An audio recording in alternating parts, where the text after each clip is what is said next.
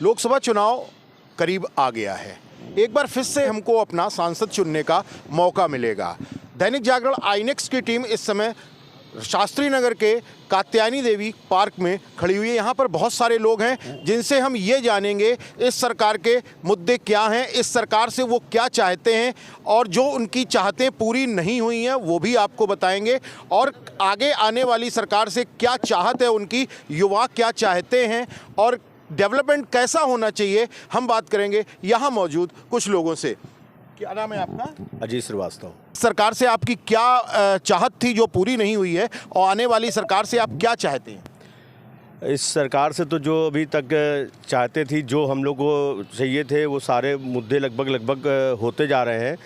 और आगे आने वाले समय पे हम लोग सबसे ज़्यादा जो जिस चीज़ पे हैं फोकस, वो ऑनलाइन शॉपिंग के लिए हम लोग चाहते हैं कि ये पूरी तरह से बंद हो जाए या कुछ उसमें कमी आ जाए, जिससे दुकानदार भाइयों को राहत मिले। तो ऑनलाइन अगर जिस तरह शॉपिंग का है वैसे अगर ऑनलाइन वोटिंग भी होने लगे तो वोट ज़्यादा से ज़्यादा पड़ेंगे, सरकार को उससे अच्छा लाभ। क्या नाम है आपका? एडवोकेट पंकज सिंह। पंकज जी, कैसी सरकार चाहते हैं आप? सर, मैं चाहता हूँ स्वास्थ्य और शिक्षा दो बहुत ज़्यादा बुनियादी चीज़ें हैं। हम तो कह रहे हैं कि कानपुर में एम्स की बहुत ज़्यादा ज़रूरत है, रिक्वायरमेंट है। और जो वोट है इसको तो मेरे को लगता है कि अनिवार्य कर देना चाहिए वोटिंग को। वोटर्स से आप और ये बिल्कुल वोटर्स से आपका क्या कहना है? वो वोटर्स हैं। वोटर से मेरा कहना है कि आप अधिक से अधिक मतदान करिए और एक त्यौहार की तरीके इसको मनाना चाहिए। हम तो कह रहे हैं फेस्टिवल जिस तरीके अनिवार्य है, तो आप वोटिंग राइट्स को भी अनिवार्य कर देना चाहिए और अधिक से अधिक बढ़ाने की कोशिश करनी चाहिए। वोटिंग राइट्स को अनिवार्य कर देना चाहिए, यानी वोटिंग जो है हर आदमी के लिए ज़रूरी कर देनी चाहिए। हर आदमी घर से निकल करके एक त्यौहार की तरह इस दिन को मनाए और वोट डाले, ऐसा मानना है यहाँ के लोगों का। हम बात करेंगे एक और यहाँ के नागरिक से। क्या नाम है आपका? संजय कुमार ठाकुर। संजय जी, क्या मानना है आपका? हमें यही कहना है कि जो बच्चों लड़कियों सबका जो एग्ज़ाम होता है वो कहते हैं कि दूर भेजा जाता है एरिया से बाहर, तो हम चाहते हैं कि यहाँ पर लोकल एरिया में ही उस बच्चों का एग्ज़ाम दिया जाए। संजय जी का मानना है कि ऐसी सरकार आए जो परीक्षा बच्चों की घर से बाहर होती है, यानी अपने घर से काफ़ी दूरी पर होती है, वो करीब लाया जाए, यानी सेंटर्स जो हैं बहुत करीब में लाए जाएंगे। हम आपसे बात करेंगे। क्या नाम है आपका? मेरा नाम राकेश सिद्धार्थ है और मैं अधिवक्ता हूँ। क्या मानना है आपका? आप एडवोकेट हैं, क्या मानना है आपका? कैसे वर्ग से संपर्क रखते हैं जहाँ पर बहुत सारे लोग हैं या बहुत सारे वोटर्स हैं आपके, ऐसे वर्ग से आप संपर्क रखते हैं? क्या आपका अपने साथियों के विषय में क्या कहना है, उनसे क्या संदेश आप देना चाहते हैं? मेरा यही एक संदेश है कि वोट ज़रूर करें, और हमें लगता है कि सभी लोगों को, जितने भी अब नवयुवक वोटर बन रहे हैं, उनको भी वोट डालना बहुत ज़रूरी है। और मैं आपके चैनल के माध्यम से एक चीज़ और कहना चाहूँगा कि शिक्षा का जो क्रेज़ है वो बहुत ज़्यादा गिर रहा है। जैसे कि जो भी सरकारी स्कूल हैं वो बिल्कुल ध्वस्त हो चुके हैं, उन पर कोई भी लगाम लगाने के लिए तैयार नहीं है। जितने प्राइवेट स्कूल हैं वो तो दिन दुगनी रात चौगनी काम कर रहे हैं, लेकिन जो सरकारी स्कूल हैं, जो गरीब तबके के लोग हैं, वो बच्चे पढ़ नहीं पा रहे हैं। आपके चैनल के माध्यम से बस यही एक निवेदन है कि इन स्कूलों पर ज़रूर ध्यान दें। ये मानना है कि हर व्यक्ति को शिक्षा मिले और जो सरकारी स्कूल हैं उनमें कुछ परिवर्तन किया जाए, उनमें कुछ ऐसा बदलाव किया जाए जिससे हर व्यक्ति को शिक्षा मिल सके। क्या नाम है आपका? मनु पांडे। मैं भी अधिवक्ता हूँ और मैं ये चाहता हूँ कि अभी तक तो जिस तरीके शिक्षा, बेरोजगारी और नौजवानों को रोज़गार मिलना चाहिए। आज हमारे यहाँ कानपुर में मेडिकल कॉलेज नए डेवलप होने चाहिए, नए इंजीनियरिंग कॉलेज बनने चाहिए। आज हमारे कानपुर में एक भी LLM का कॉलेज नहीं है, एक भी LLIT का कॉलेज नहीं है। कानपुर स्मार्ट सिटी में आता है। जिस तरीके से हमारे कानपुर को स्मार्ट सिटी का दर्जा दिया गया, उसी तरीके से सारी चीज़ें भी हमारे कानपुर में अपडेट होनी चाहिए। निश्चित रूप से ये बहुत बड़ी समस्या है कि कानपुर में मेडिकल कॉलेज होना चाहिए, इंजीनियरिंग कॉलेज होना चाहिए, LLM का कॉलेज होना चाहिए। क्या नाम है आपका? रविंद्र कुमार तिवारी। क्या मानते हैं आप, कैसी सरकार चाहते हैं? हम लोग जो धंधा कर रहे हैं इस समय, वो धंधा बिल्कुल चौपट हो गया है। कोई काम वाम चल नहीं रहा, दुकानों में बहुत सन्नाटा रहता है। दुकानों में सन्नाटा रहता है और बहुत सारे, इनको चाहिए कि व्यापार बहुत अच्छी तरह बेहतर चलता रहे। अपने सांसद से आपकी क्या उम्मीदें हैं? क्या नाम है आपका? पहले नाम बताइए। मैं कमल शर्मा। कमल जी, कैसी आपको अपने सांसद से क्या उम्मीदें हैं? सांसद जी से यही उम्मीद है कि सांसद जी से एक रिक्वेस्ट करूंगा कि वो अपने क्षेत्र बाय क्षेत्र एक कोई ऐसा कार्यालय छोटा सा बना लें जिसमें सभी सरकारी योजनाओं की जानकारी उस कार्यालय में मिल सके और क्षेत्रीय लोग क्षेत्र में मदद करें। किसी को सांसद जी के घर जाने की जरूरत ना पड़े, उनको वहीं पे काम हो जाए, वहीं से काम होए। क्षेत्रीय लोगों की क्षेत्र में समस्या सुनी जाए और वहीं से उसका समाधान कर दिया जाए, ऐसा सांसद चाहते हैं हमारे शास्त्री नगर के लोग।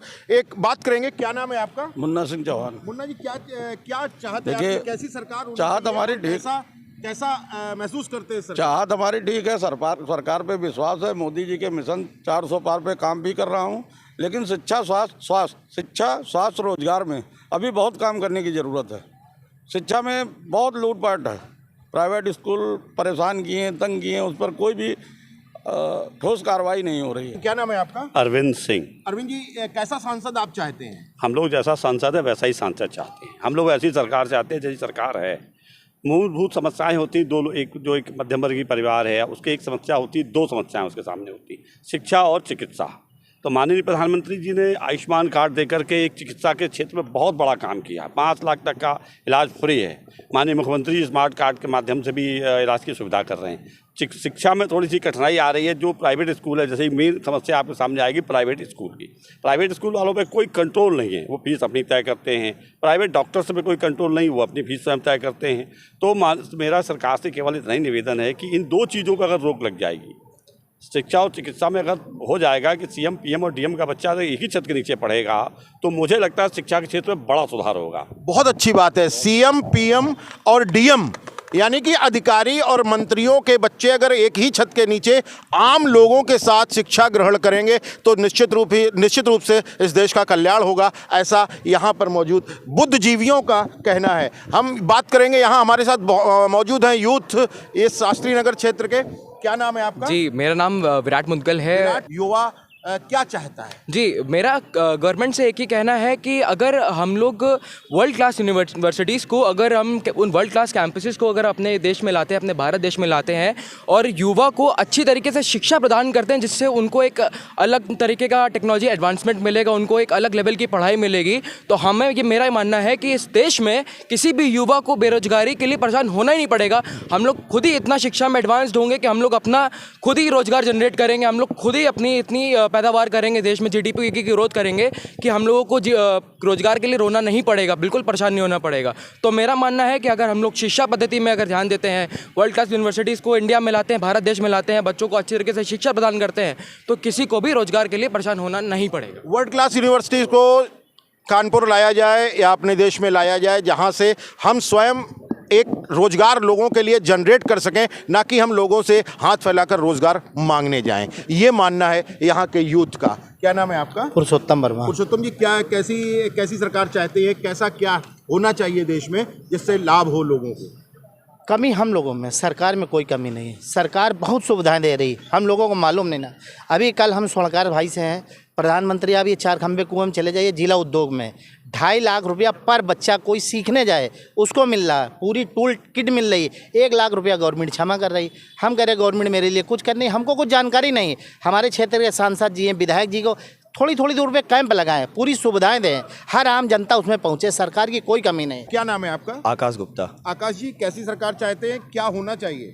सर्वप्रथम तो मैं माननीय मोदी जी और योगी जी को बधाई देता हूं। जैसा कि पूर्व की सरकारों में हमारी बहन बेटियों को निकलना दूभर होता था और लोग कहते थे कि गलतियां हो जाती हैं हमारे जैसे युवाओं से, मगर हम मानते हैं कि जब से माननीय मोदी जी योगी जी की सरकार बनी है, तब से यूथ हो या हमारा बुजुर्ग पीढ़ी हो या महिला पीढ़ी हो, सभी लोग सुरक्षित महसूस करते हैं। और आज के यूथ को सबसे ज़्यादा ज़रूरत है, अगर वो पढ़ाई पर ध्यान दे तो दे सकता है। और जैसा कि पूर्व के वक्ताओं ने हमारे कहा कि सच में हमें योजनाओं के बारे में खुद भी जागरूक होना चाहिए। मैं भी देखता रहता हूँ, मैं भी एक यूथ से बिलोंग करता हूँ, तो मैंने देखा है कि सच में यूथ को भी जानकारी नहीं होती। वो आजकल केवल इंस्टाग्राम और रील्स वगैरह पे फोकस करता है। इसलिए यूथ को हम कहते हैं कि यूथ से निवेदन करते हैं, उससे आप अपना समय ना जाया करके आप पढ़ाई पे मन लगाइए, न्यूज़पेपर पढ़िए, सरकार की योजनाओं का लाभ लीजिए, तो बहुत सारी योजनाएं हम सबको मिल सकती हैं। पार्टी को वोट देते हैं आप किसी कैंडिडेट को, क्या मानते हैं?